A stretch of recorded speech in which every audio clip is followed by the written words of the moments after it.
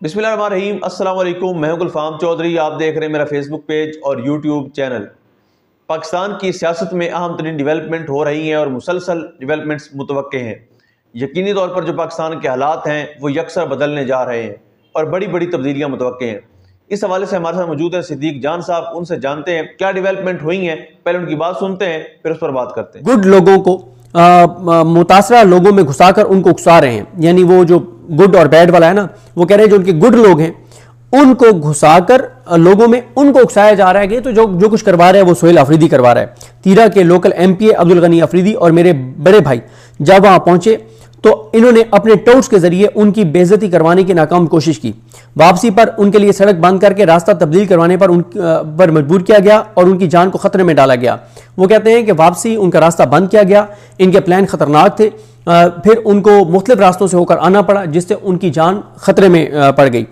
वो कहते हैं कि जो इनके गुड लोग हैं रास्ते में गाड़ियां खड़ी करके जानबूझकर सड़क पर रश बना रहे हैं ताकि अवाम गुस्सा करे और मुंतखब नुमाइंदों को बुरा भला कहे। जाहिर है जैसे प्रोटोकॉल लग जाता है और गाड़ियां रुकती हैं तो 5 मिनट बाद ही आपका ब्लड प्रेशर हाई होने लगता है कि यार ये क्या बदतमीजी है, क्यों हमारे सड़क को मतलब रास्तों को रोका हुआ है। और फिर शदीद सर्दी में शदीद ठंड में लोकल गाड़ियों में जो लोग आ रहे हैं उनको अगर पूरी रात सड़कों के ऊपर खड़ा रखा जाएगा और उनके पास खाने की चीज़ें भी नहीं होंगी तो जाहिर है वो लोग तो डिस्टर्ब होंगे।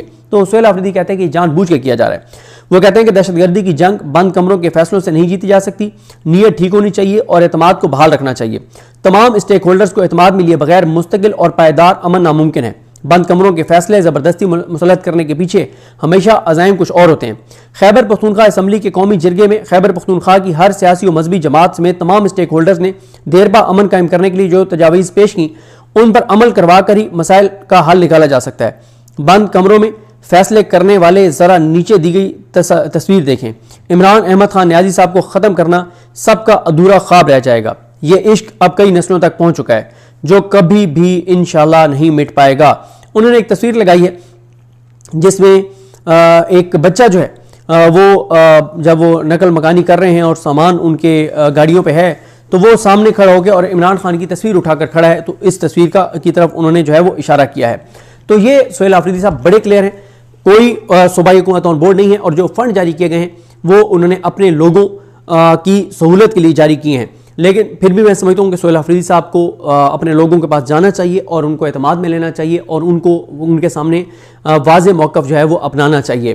और ज़ाहिर इसके अलावा सोहेल अफरीदी और क्या कर सकते हैं, यही कर सकते हैं ना कि वो फंड जारी कर दें, लोगों को फैसिलिटेट कर दें। इसके अलावा तो कुछ नहीं कर सकते। जब क्लियर कर दिया गया है कि सोहेल अफरीदी जो मर्जी कर ले ऑपरेशन तो होगा, और इसके हवाले से सख्त बात सोहेल अफरीदी पहले ही सख्त बयान दे चुके हैं, अभी उन्होंने क्लियर कर दिया। तो बहरहाल देखते हैं चीज़ें जो है वो कैसे आगे बढ़ती हैं। बाकी उनसे मैंने पूछा कि 9 मई को जो आपकी तस्वीर आई है कि आप रेडियो पाकिस्तान जो है वो गए हैं, जलाए है आपने रेडियो पाकिस्तान को, तो उन्होंने कहा कि अगर मैं रेडियो पाकिस्तान को जलाने के अमल में शामिल होता तो मैं उसके ऊपर तहकीकाती कमीशन बनाता। तो मैंने कहा जी वो तहकीकाती कमीशन तो आपने बना दिया है अरकान असम्बली के ऊपर मुश्तमिल। उन्होंने कहा कि मैं जिस जज को उसमें डालना चाहता था, जिस ब्यूरोक्रेट को डालना चाहता था, उसको कॉल आ जाती थी और कोई तैयार नहीं था कमीशन में बैठने के लिए। तो फिर हमने काबीना ये मामला स्पीकर बाबर सलीम सवाती साहब को भेजा और बाबर सलीम सवाती साहब ने फिर इसके ऊपर एक स्पेशल कमेटी जो है वो बनाई है, उसमें अपोजिशन के लोग भी हैं। और वो कहते हैं कि अगर मैं वहाँ पे रेडियो पाकिस्तान के ऊपर हमले में शामिल होता तो मैं इसके ऊपर जो है वो कमेटी क्यों बनाता। दूसरा वो कहते हैं कि मैं ज़िंदगी में एक बार सिर्फ स्टूडेंट लाइफ में रेडियो पाकिस्तान गया था, उसके अलावा मैंने अपनी ज़िंदगी में कभी रेडियो पाकिस्तान नहीं गया। 9 मई के दिन जब इमरान खान गिरफ्तार हुए तो मैंने कहा आप कहाँ पे थे, तो उन्होंने कहा मैं इस्लामाबाद में था। और क्योंकि ये वहाँ से वापस आए थे ज़मान पार्क से, इस्लामाबाद में थे और फिर इस्लामाबाद से ये जो है गए थे पेशावर। लेकिन ये रेडियो पाकिस्तान जहाँ का कहा जा रहा है कि रेडियो पाकिस्तान के ऊपर ये गए हैं, वहाँ पे वो कहते हैं कि ना तो मैं उस तरफ गया और ना ही मैं कहीं जलाओ गिराओ में किसी चीज़ में मुलविस नहीं था। और वो ये कहते हैं कि मेरा 9 मई की किसी FIR में कहीं नाम नहीं था, मैं कहीं नामजद नहीं था। और अब वही बात कि 978 दिन बाद इनको याद आ गया कि 9 मई में मैं भी मुलविस था, 978 दिन तक मैं नहीं था। अब जब मैं ऑपरेशंस की मुखालफत कर रहा हूँ, मैं अपने लोगों की आवाज़ मान रहा हूँ, मैं अपने सूबे के अमन के लिए लड़ रहा हूँ, मैं अपने लोगों के अमन के लिए लड़ रहा हूँ, तो इनको ये आ गया कि मैं 9 मई में मुलविस था। फिर इसके अलावा इमरान खान की रिहाई के हवाले से पूछा तो उन्होंने कहा कि जो इमरान खान ने मुझे स्ट्रीट मूवमेंट का कहा है वो मैं बढ़ाता चला जाऊँगा। अब केपी की बारी है, केपी के बाद मैं बलूचिस्तान जाऊँगा, पंजाब में एक बार फिर जाऊँगा और स्ट्रीट मूवमेंट करूँगा, लोगों को तैयार करूँगा। उन्होंने कहा कि मैं लोगों को यही पैगाम दे रहा हूँ कि जिस दिन कॉल आए उस दिन आपने आके सड़कें ब्लॉक कर देनी है और हमने फिर उस वक्त तक उन सड़कों से नहीं उठना जब तक इमरान खान रिहा नहीं हो जाते। और वो कॉन्फिडेंट हैं कि लोग निकलेंगे और साथ ही वो ये समझते हैं कि 8 फरवरी बहुत इंपॉर्टेंट है कि 8 फरवरी को वो कहते हैं कि हमें पूरा जोर लगाना चाहिए कि 8 फरवरी जो तहरीक तहफ़्फ़ुज़ यानी पाकिस्तान की कॉल है, शटर डाउन हड़ताल और पहिए जाम हड़ताल, उसको हम कामयाब बनाएं।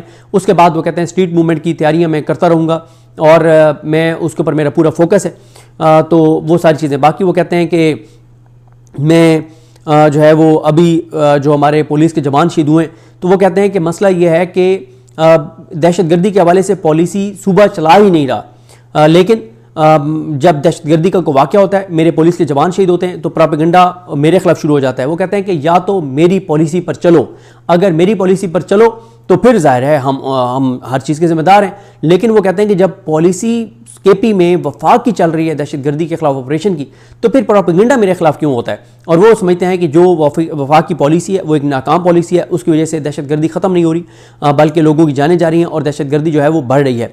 और वो बड़े क्लियर हैं कि इमरान खान मज़ामत से ही रहा होंगे और वो ये समझते हैं कि पूरी पार्टी को जो है वो अब जो है वो कश्तियाँ जला कर निकलना होगा और सिंसियरिटी के साथ निकलना होगा। स्ट्रीट मूवमेंट में वो ये समझते हैं कि यूनियन कौंसल लेवल से लेके और मरकज़ी लेवल तक के तमाम उम्मीदवारों को डेली बेसिस के ऊपर स्ट्रीट मूवमेंट के ऊपर जो है वो फोकस करना होगा और लोगों को मज़ामत के लिए तैयार करना होगा, लोगों को इस चीज़ पर तैयार करना होगा, क्योंकि वो ये समझते हैं कि जिस दिन हम कॉल देंगे और पूरे मुल्क के अंदर 200-250 मकामात पे सड़कें बंद हो जाएंगी तो वो सड़कें उस वक्त तक नहीं खुलेंगी जब तक इमरान खान रिहा नहीं हो जाते। और वो ये समझते हैं कि लोगों के मुआशी हालात इस हुकूमत ने इतने ख़राब कर दिए हैं, लोगों को इतना तबाह और बर्बाद कर दिया है और ख़ुदकुशियों पर मजबूर कर दिया है कि अब जब 200-250 मकामात पर सड़कें ब्लॉक की जाएंगी तो एक एक मकाम के ऊपर हज़ारों लोग इकट्ठे हो जाएंगे और फिर लोग उस वक्त तक नहीं हटेंगे जब तक ये हुकूमत घर नहीं चली जाती। वो बहुत कॉन्फिडेंट हैं, वो बहुत क्लियर हैं कि इस तरह से वो इस हुकूमत को घर भेज देंगे और इस तरह से वो इमरान खान को रिहा करवा लेंगे। लेकिन उसके लिए वो शर्त, वो कहते हैं कि प्लान बिल्कुल ठीक है, लेकिन उस प्लान को कामयाब बनाने के लिए हमारे तमाम MNAs, MPs, टिकट होल्डर्स, ओहदेदारान, यूसी लेवल तक के सबको अपना हिस्सा डालना होगा।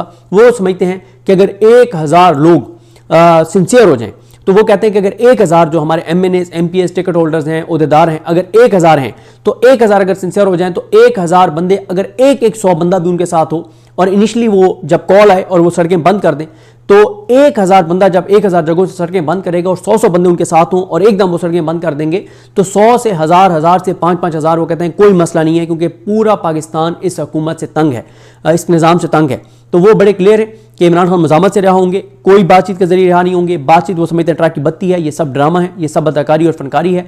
और बाकी वो कहते हैं कि वो स्ट्रीट मूवमेंट की तैयारियाँ जारी रखेंगे और वो किसी सूरत भी कोई कंप्रोमाइज़ नहीं करेंगे। उनकी सीट जानी है तो जाए और उनके साथ किसी भी हद तक इस निज़ाम ने कुछ करना है तो करें, लेकिन वो इस चीज़ से पीछे नहीं हटेंगे। जी बिल्कुल, जिस तरह से आपने सिद्दीक जान साहब को सुना कि आइंदा आने वाला जो हफ्ता है, ये चंद दिन है, ये पाकिस्तान की सियासत में कितने अहम हैं और इसमें जो पाकिस्तान की सियासत है उसमें कितनी बड़ी तब्दीलियाँ मुतवक्के हैं। अल्लाह पाक वतन अजीज़ का हामी व नासिर हो। पाकिस्तान जिंदाबाद।